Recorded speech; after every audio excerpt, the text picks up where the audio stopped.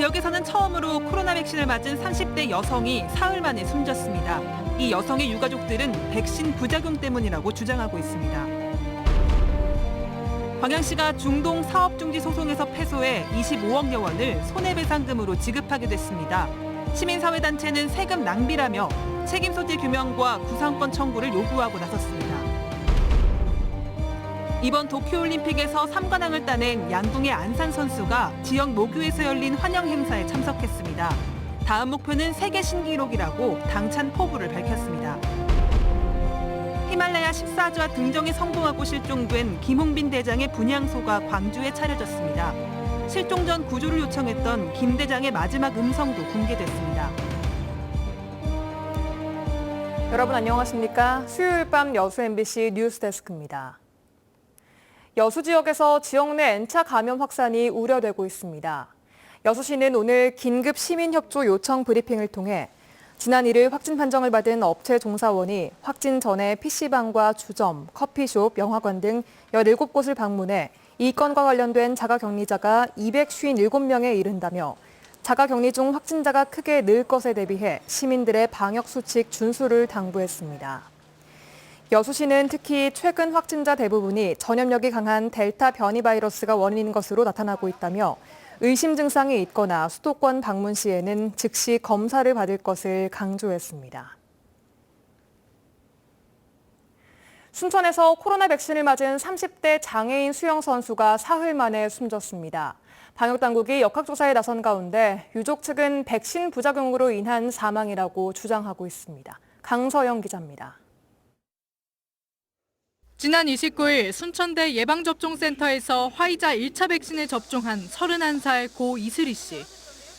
이 씨가 메스꺼움과 어지럼증을 호소하기 시작한 건 접종 당일 저녁부터였습니다. 가벼운 부작용이라 생각해 진통제를 먹었지만 가슴 통증과 함께 증상이 지속됐습니다. 접종 사흘 만인 지난 1일 조금만 누워있겠다던 이 씨는 돌연 숨졌습니다. 그래, 좀 누가 있어. 좀 누가 있는 게 이제 못 일어나게 됐죠. 월요일 가서 스님길한테 맞고 검사 좀 하고 오자 그랬는데 이렇게 될 줄을 누가 알았습니까? 10년 동안 장애인 수영 선수로 활동할 정도로 건강했다던 이 씨. 그런 이 씨가 숨진 건 백신 부작용 때문이라고 유족들은 주장하고 있습니다. 백신 맞기 바로 전에도 전국체전 준비 때문에 한참 열심히 훈련하고 있던 친구입니다. 얘가 지금 애 죽을 애가 아니에요. 보건당국은 접종 당시 이 씨 측이 기저질환을 알리지 않았다고 설명했습니다. 그러나 유족들은 문진이 형식적이었을 뿐만 아니라 보건당국이 기저질환이라고 판단한 간질은 17년 전 완치 판정을 받았다며 반발하고 있습니다. 뭐 아픈 데 없죠? 없죠? 내 손으로 이걸 갖다 써라큰 적도 없어요.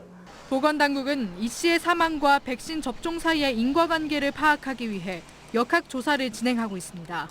MBC 뉴스 강서영입니다. 여수시가 긴급 이동 멈춤을 시행했던 지난주 휴가철임에도 불구하고 여수 지역 관광객이 크게 줄었습니다. 여수시에 따르면 6월 말 백신 접종 확대와 사회적 거리 두기 완화로 관광객 수가 회복세를 보였지만 관광 성수기인 지난주 긴급 이동 멈춤의 여파로 여수시 관광객은 22만여 명, 숙박 투숙률은 68.4%를 보였습니다. 이는 지난해 같은 기간보다 관광객 수로는 34.1%, 숙박 투숙률은 3.3%가 줄어든 것입니다. 여수시는 관광객 감소가 수도권과 비수도권의 감염자 급증과 함께 전시민 긴급 이동 멈춤 시행으로 낭만포차 휴업과 18시 이후 관광지 폐쇄 등에 따른 것으로 분석됩니다. 광양시가 10여 년 동안 진행돼 온 사업 중지 소송에서 결국 패소하면서 25억 원이 넘는 세금을 손해배상금으로 지급하게 됐습니다. 의회는 피해 기업에 손해배상금을 지급할 수 있도록 관련 예산을 의결했지만 시민사회단체는 책임 규명을 통한 구상권 청구를 요구하고 있어 논란이 커지고 있습니다. 김주희 기자가 취재했습니다. 광양시 중동 공유 수면 내 18,000여 제곱미터 면적의 매립부지. 광양시는 지난 2010년 이 일대 대형 유류 저장 시설의 건축을 허가했습니다. 하지만 시민사회단체를 중심으로 건립 반대 주장이 거세지자 시는 공사 중지 명령을 내렸고 결국 소송전으로 이어졌습니다. 10여 년 동안 지리하게 끌어오던 법적 공방 끝에 법원은 광양시 행정의 잘못을 인정하고 광양 탱크터미널 측에 25억 6천만 원을 지급하라고 확정 판결했습니다. 광양시 의회는 원금의 연 12% 비율에 이르는 지연손해금 부담을 고려해 최근 임시회에서 시 집행부가 제출한 판결금 지급 예산을 의결했습니다. 시의회는 또 판결금 지급과는 별도로 당시 관련 인허가 사항이 적절히 처리됐는지 책임 소재를 규명해야 할 것이라고도 밝혔습니다. 인허가권에 대한 그 사항을 적절히 처리했는가를 또 확인해야 되고요. 그다음에 이제 책임 소재가 명확히 규명이 돼야 되겠죠. 그거 되고 나면은 그에 따른 조치를 하고 이제 우리한테 결과를 보고해 달라고 그렇게 주문하면서 저희 예산을 편성해줬습니다. 지역 시민사회도 시민들의 소중한 세금이 광양시의 잘못된 행정에 낭비됐다며 당시 업무를 담당했던 공무원에 대한 무상권 청구를 요구했습니다. 수사와 재판이 이루어지는 과정에서 감사원 감사도 받지 않았고 자체 감사도 받지 않았습니다. 그래서 지금이라도 사후 감사와 감사원 감사를 받아서 정확한 책임 규명으로 구상권 청구가 되어져야 된다고 봅니다. 10여 년 전 광양시의 잘못된 행정이 손해배상 차원을 넘어 시민 혈세 낭비라는 지적과 함께 책임 소재 규명을 통한 구상권 청구로까지 논란이 확대되고 있습니다. MBC 뉴스 김지우입니다. 지난 20일 여수 한제 사거리에서 탁송 트레일러를 몰다 횡단보도를 건너던 행인과 신호 대기 중인 차량을 들이받아 사상자 19명을 낸 혐의로 구속됐던 운전기사가 기소 의견으로 검찰에 넘겨졌습니다. 경찰 조사 결과 운전기사 A씨는 화물칸을 불법 개조해 적재 중량을 초과해 차량을 실었으며 고정 작업도 제대로 하지 않았던 것으로 드러났습니다. 경찰은 A씨에게 교통사고 처리 특례법 위반 혐의와 자동차 관리법 위반 혐의를 적용했습니다. 오늘 오전 8시 40분쯤 여수 생태터널 앞 삼거리에서 고철을 싣고 가던 4.5톤급 트럭이 전도됐습니다. 트럭은 내리막길을 달리다 횡단보도 앞에서 가로등과 신호등을 들이받고 전도됐고 횡단보도를 건너던 행인 한 명이 놀라 넘어져 부상을 당한 것 이외에 별다른 인명피해는 발생하지 않았습니다. 경찰은 브레이크 고장이라는 운전기사 A씨의 진술 등을 토대로 정확한 사고 경위를 조사하고 있습니다. 장애인 최초로 히말라야 14좌 등정에 성공하고 하산 중 실종된 김홍빈 대장의 분향소가 광주에 차려졌습니다. 분향소에는 김 대장을 추모하는 발길이 끊이지 않았고 산에서 밤을 지새고 구조를 요청했던 김 대장의 마지막 음성도 공개됐습니다. 우종훈 기자입니다. 여보세요? 여보세요? 형님? 구조 요청. 스캔트에 구조 요청. 장애인으로는 첫 히말라야 14좌 등정에 성공한 김홍빈 대장이 현지 시각으로 지난달 19일 새벽 5시 55분 국내 동료에게 구조 요청을 보냅니다. 곰에서 지금 밥을 줬어. 장비와 구조대원, 무전기를 요청한 김 대장. 극한의 상황에서 밤을 지샌 김 대장의 구조 요청은 동료의 당부에도 불구하고 마지막 음성으로 남았습니다. 엄청 추워. 그래요, 알겠습니다. 조금만 더 견뎌요. 오케이. 수색이 이어졌지만 김 대장은 발견되지 못했고 가족들은 김 대장의 생전 뜻에 따라 2차 사고를 막기 위해 수색 중단을 요청했습니다.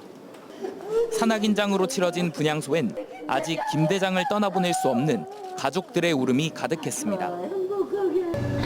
거기서 동료들하고 즐겁게 살아. 영원이라도 행복했으면 좋겠다. 동료들은 지난 1991년 북미 최고봉 맥킨리를 단독으로 오르던 중 10손가락과 손목을 잃었지만 재기에 성공해 장애인 최초로 7대륙 최고봉 히말라야 14좌에 오른 김 대장을 불굴의 산악인으로 기억합니다.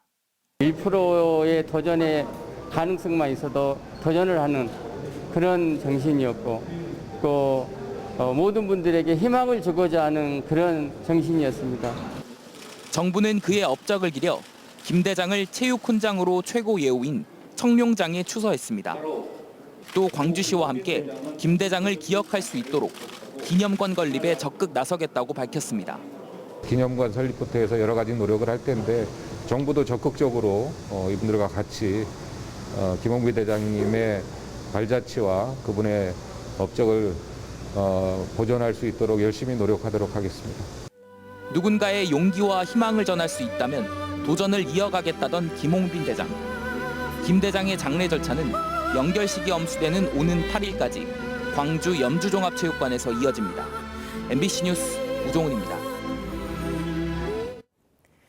이번 도쿄올림픽에서 한국 스포츠 사상 최초로 3관왕을 따낸 안산 선수가 모교에서 열린 환영 행사에 참석했습니다.